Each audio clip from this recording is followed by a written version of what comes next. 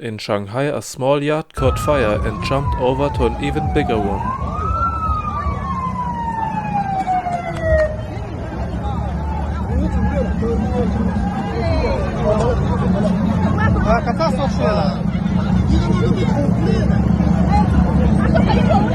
This is how the post is delivered in Venedig.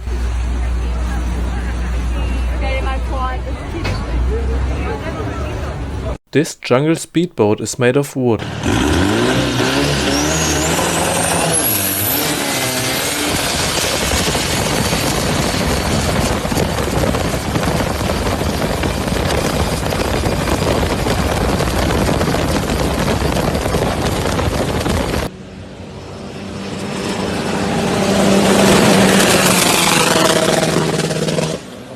Next to the beautiful water in Greece, there is a boat wreck right on the beach.